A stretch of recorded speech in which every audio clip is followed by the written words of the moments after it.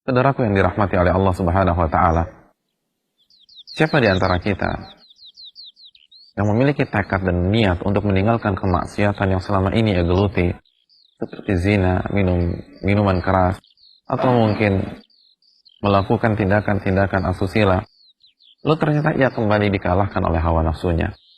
Siapa di antara kita yang sudah memiliki tekad untuk bangun di pagi hari mengerjakan salat tahajud atau salat subuh, namun ia kembali dikalahkan dengan tidurnya?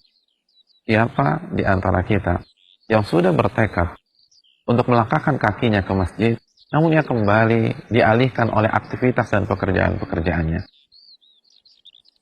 Siapa di antara kita yang kembali gagal untuk bangkit dari kubangan kemaksiatan dan kembali gagal untuk memulai atau beristiqomah di dalam kebaikan?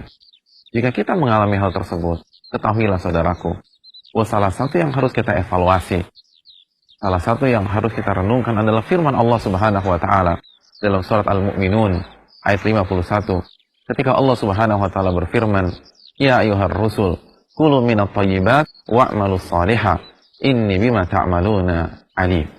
Wahai para rasul, kulu minat thayyibat, makanlah makanan-makanan yang halal dan yang baik, dan beramal solehlah, sesungguhnya aku mengetahui apa yang kalian kerjakan.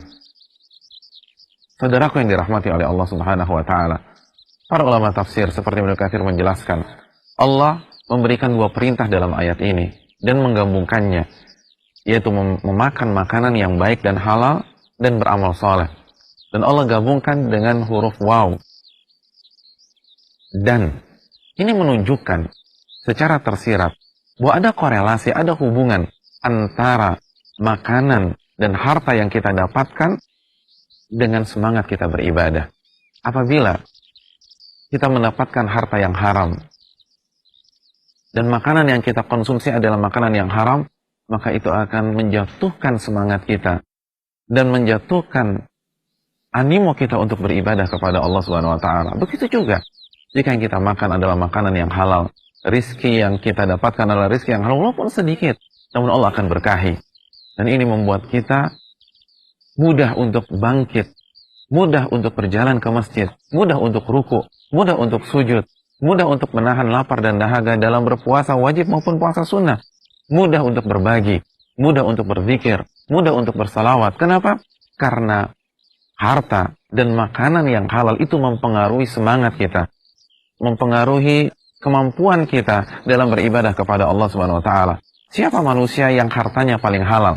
Siapa manusia yang makanan yang paling baik?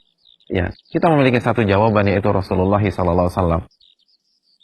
Nabi adalah manusia yang memakan makanan yang paling halal dan baik.